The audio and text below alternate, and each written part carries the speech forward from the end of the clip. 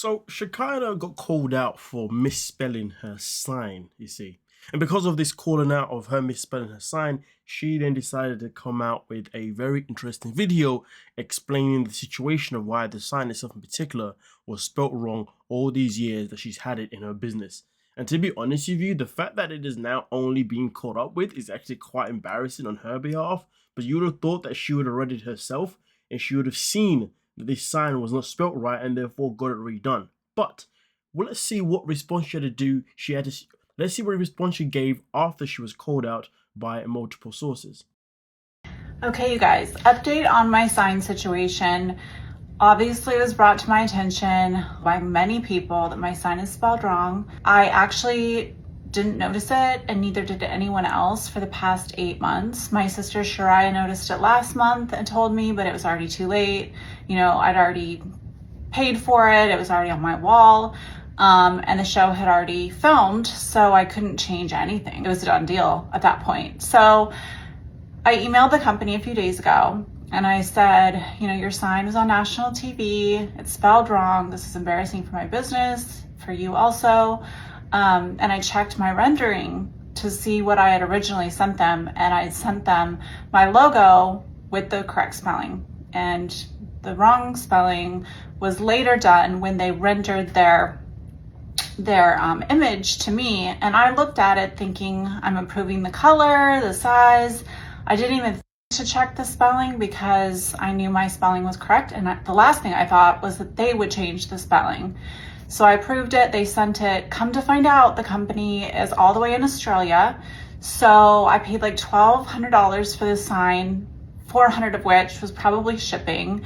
And now the company is offering to replace my sign, but have me pay almost $400 for shipping for a new sign. So obviously I'm not going to do that. I don't know what the future holds. I don't want to be in LA much longer. I would like to get a new sign that says Fluorescent Skin Miami, but who knows if that will happen anytime soon. But in the meantime, I'm not going to change my sign because I don't want to stay in LA and it's not worth it. Like, honestly, I'm not going to pay that much in shipping to a company that made a mistake. So don't order from this company. I do not recommend them. I mean, listen, I guess it's a good thing that she at least came out to say that, hey, I don't recommend this company itself in particular. But at the same time, to be honest with you, I don't know why she's making one hell of an excuse for it. Just I mean, to be fair, to be honest, if it was me, I would be doing what I can to get a refund.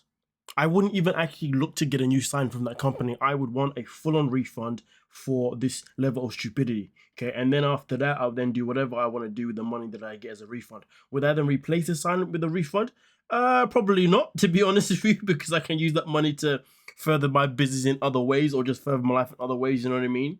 And just take it as an experience of never go to this company again. And also next time this happens, next time you want to sign, make sure you thoroughly check it.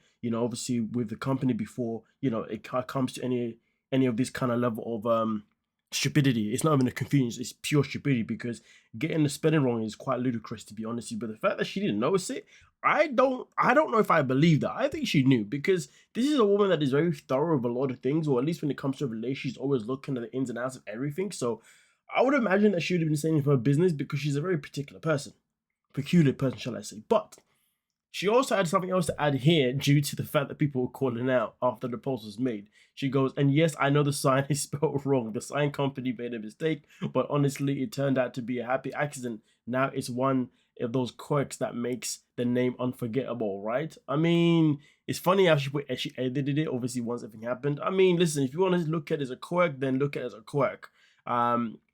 But I just feel like on a professional level, if you're trying to bring business in, I don't know anyone that's going to want to actually go to somebody who can't even get a sign that is signed correctly. I mean, that is spelled correctly, because for a lot of people, they would be like, red flag. If this person can't even spell their sign properly, how am I going to trust them to inject a whole bunch of whatever you want to call it into my body? What if they do it wrong? What if they inject it in the wrong place? What if this and that happened? Because somebody who can, mistakenly not notice the sign can also mistakenly do a botch to whatever procedures that she does in her business, if you dig what I'm saying. So that's something else that I'd actually be thinking about. But nonetheless, though, let me know in the situation, what would you do? Would you would you ask for a refund in any means possible? Or would you go about it the same way that she went about it, where they're asking for 400 bucks because clearly she's not a hustler like that? Maybe that's just the man in me or the black in me. I don't know, but I'd definitely be hustling for that refund. Don't get it twisted, or some type of compensation anyway. You know what I mean? But hey, let me know your thoughts down below in the comment section. Don't forget to like, subscribe, and of course, peace.